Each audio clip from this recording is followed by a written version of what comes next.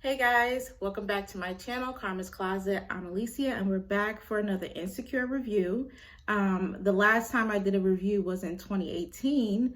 Now, fast forward to 2020, we are finally here and it couldn't have come at a better time. I mean, like, we have nothing to do but watch TV for the most part.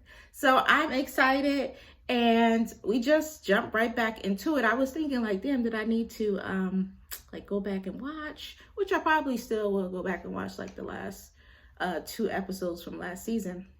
But Molly and Issa meet up and Molly is still bothered by work and she's feeling drained, and then Issa is feeling like she's doing awesome and that she's focused finally in life. So that was kind of refreshing. It seems like the tables have turned a little bit. So Issa meets up with Condola to talk about their plans for the upcoming mixer, and it also seems that Condola will be helping her with the block party as well. I wonder if the block party is going to happen like soon, or are they going to wait till like the final few episodes or the last episode, but we'll see. So we get to see Molly is still talking to Andrew and giving it a chance, and they're out bowling or whatnot, and it was cute to see them together. Eventually we see that things kind of get a little rocky for a minute, but it was cute to see that her and Andrew were still kicking it. Then we get a scene of Issa having some random sex with some dude that was a little bit on the chunkier side or whatever. And I was like, who the hell is this? And like, why does Issa always have like these awkward scenes? Like, I mean, I know she's like the awkward girl, but I mean, like, the sex scene was so awkward. And I'm like, Issa, you don't even seem like you enjoying this. Like, I know you probably was just trying to have a little quickie, but I mean, it's clear that ain't really working out for her, but she just lets it happen. And yeah, awkward. I was like, who's this guy? Then he like throws her a bottle of Henny. So I was just like, okay, like this is really weird. Anyway, that's Issa for you. I noticed that, like, I don't know, Molly just seemed a little bit off this episode, and we kind of figure out why. But anyway, they go shopping and Issa is like returning some more clothes, obviously, because the girl that worked there was like, like, girl, you back here again. So she says a little something to her. Issa kind of like blows it off like, bitch, you're going to take these clothes back and I'm going to get the new things that I need. So I just love Issa's just like such a like a regular girl, like around the way girl, 30 something. Like, we really needed this type of show, like for the 30 somethings, the millennials. But yeah, I just love this show. Anyway, then Issa goes over to Condola's office to talk some more, and then Tiffany pops up.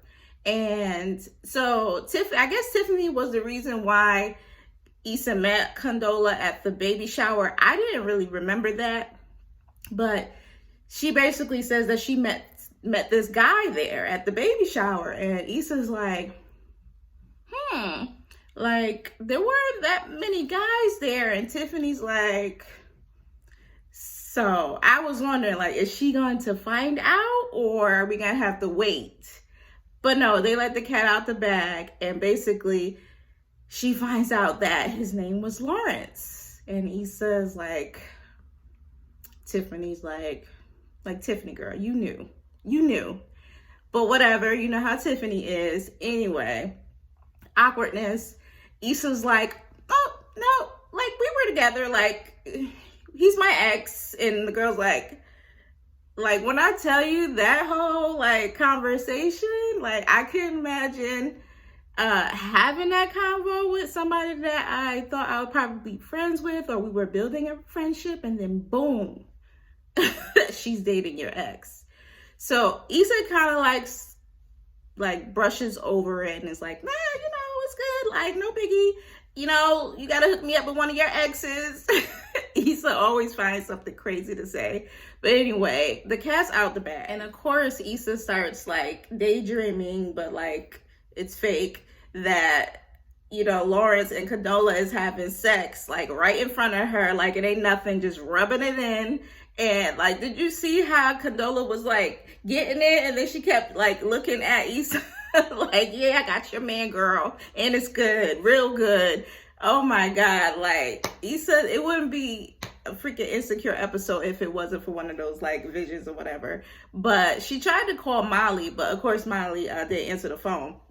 But yeah, it's like, I feel like the theme of this season would be like that, like just being rubbed in her face the whole season, like like them two in your face all the time, everywhere you go. And then she's trying to act like she's cool with it.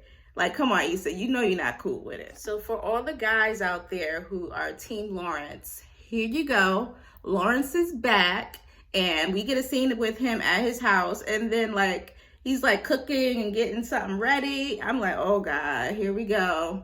We're gonna get a scene with them two getting it in. But anyway, they flash to like the TV that he's watching, and I seen Portia, and then like this fake ass show with Portia and Ray J and the girl that was on Steve Hightower's show. I forgot her name. But that was cute. That was cute. I was like, okay. Yeah, so Condola comes over and basically drops the bomb that she finds out that she's friends with Lawrence's ex, Issa. And Lawrence is like, all right. Like, and she's like, nah, she doesn't know how to process it. Like, and he thinks they're getting ready to like continue on with their night, but she's like, no, I need to go. I need to process this and think about this. And I was just like, damn, is she gonna stay with him? And I was like, I don't think she will. Like, why would you? But then again, she's not friends with Issa. Like, they're probably at the beginning stages, but they have a lot of friends in common. They got Tiffany, you know, and she's besties with Tiffany. So it's very, very weird. And I can imagine that is like tough. But at the end of the day, she's not really friends with Issa. So my question to you guys is, would you be able to be friends with your ex's like new girl? Like, could you do that? And my answer would be hell no. Because I mean, like, you think about it, like, we're trying to like grow into, you know, adults or whatnot, especially like in your 30s, and you're trying to be a woman about things and like mature.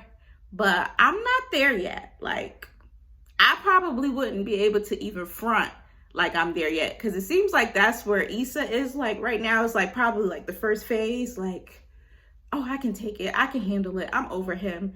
And initially, like, those would be the thoughts that you want to have, but in all actuality, like, if I gotta like work with her and like she's helping me do like one of my like biggest events, and like for like this is Issa really like stepping out into her own. You know what I mean? So this girl is supposed to be a part of that and helping her, and she needs her. She's good at what she does. So it's like, nah, I can handle it. No biggie. But I feel like if the girl wasn't like in her face or in the circle like that, she probably, it wouldn't be that bad. But the fact that they're actually working on something together, I don't know. I wouldn't want to like just cut the shit off like, damn, I need you in my project or whatever. But I don't know. It would just be like, my heart would sink every time I run into them, or like Lawrence is being back brought up about something, or he comes to the event like and he's talking to her. It's just like, I mean, she's already like picturing them fucking already. So it's just like, I couldn't do it. I ain't there yet. Pray for me. So Issa's at the house and her brother's helping her get ready for the mixer, and the ratchet neighbor comes out of nowhere, talk about she want to go to the mixer or whatnot. And she trying to get a hookup with Issa's brother, and Issa's like, he's gay. And she's like, so what? Like, my baby daddy gay. And I was just like, a mess. Then she comes out the house with these two dresses, asking Issa which one do she think her brother would like. And I was just like, you know what? I can't with her. And then Condola comes through, and we see that they're able to like continue on. And she's like, you know, Lawrence isn't coming to the mixer, So there's that. And then we see Molly and Andrew on their way to the mixer, and he basically is saying like he doesn't know if he'll be able to come to something that she said, like get together with her because he might be doing something else. And then she's like, are you dating other people? Like, you got other friends? Like, I think she was like playing around, but dude was like, yeah, like I'm seeing other people. It's not that serious. And she was like, oh, okay. So like that changes things. I mean, because it's like, here's the thing. Like when you're dating, you know that it's a possibility that the person you're dating is talking to other people. And some people want to know about it. Like, yo, are you dating other people? So you can know, you know what I mean? What if you're like already like, because she's been talking to him for a little while. So it's like, obviously she's, into him and she's enjoying spending time with him. So like to know that he's actually doing the same with other people, even though he's single, it's like, it's hard to act like you don't have a problem with that. Like you're not supposed to have a problem with it, but your feelings are involved. Like obviously she likes dude. So it's like, okay, like, so when is it that you stop talking to other people?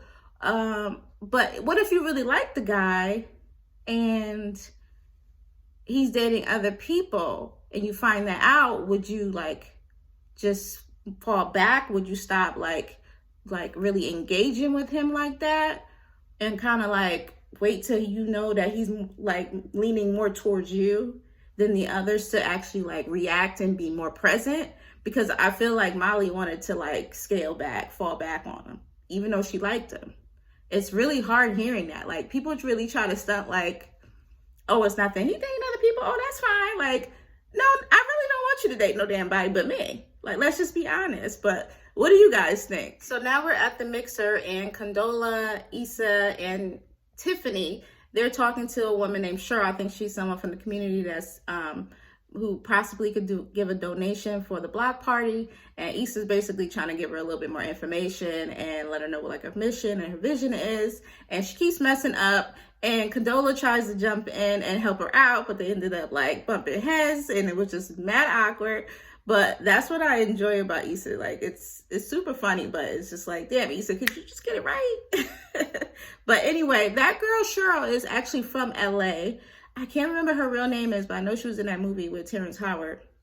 And I can't remember her real name, but I know she was like struggling to get work in Hollywood. And she was saying that she was blackballed for a long time. And finally, like, I'm glad that she's, a part of this right now. So that was good to see. So Molly and Andrew arrive, and when they get there, they got the dude that Issa was with having sex with earlier in the episode. He's like doing security or whatever, and get to see a little bit of his personality. And they walk in, and it seems like Molly her whole vibe changes, and she definitely seems concerned about the whole thing with him dating other people. And yeah, really awkward for them too now. So there were a couple mishaps with the mixer. Tiffany comes to Issa, letting her know that they saying that the bathroom ain't working and they ready to like dip out or whatever. And then next thing you know, Issa's brother plays Kaya. All of you ladies pop that. And I was like, yo. And he played like the explicit version, and everybody's like clutching their pearls. And the chick that liked him from Issa's apartment building goes over there like, what? Like, what's wrong with that? And Issa's like, girl, this is not the place. Telling her brother too, like, this is not what we're doing here today. And then Issa takes the mic, and then she gets up there and she very eloquently like explained, what her vision was and what she planned on doing, and the fact that like, there's a lot of gentrification in the community, and, her goal is to, change things and like have an input, with everything basically happening around them, and then just like, oh, they don't have no say. You know what I mean? So that was enough for everyone to basically fall back in love with the idea of the block party, which Cheryl comes in later and basically gives her donation and her blessing to the event. And it was great to see, Kelly and Tiffany and, Molly, but mainly Kelly and Tiffany at this point. We're looking at Issa and they're like, yo, like finally, like we know what she's doing, like what her purpose is. And it was good to see that they were actually really happy for her, to see her kind of grow up a bit and do what she, always wanted to do. So yeah, that was good to see. And then like later on, the event's over and she talks to Molly, and Molly's still looking down or whatnot. And, she tells her about, she's basically thinking about letting things end with Andrew. And Issa kind of checks her like, girl, like you really like him. That's why you're feeling away that he's dating other people, basically, And, Molly kind of gets a little snazzy back at her and is like, well, the whole situation with her and Lawrence and that girl, Condola, like that's some messy shit. And Molly was like, it seems like you like messy shit. And Issa's like, oh, okay, like this is what we do. So so Molly like, well, I'm just trying to keep it real with you. And I had to think for a second, like, okay, looking back on Issa's history, like shit's definitely been messy before. And she kind of just puts up with it.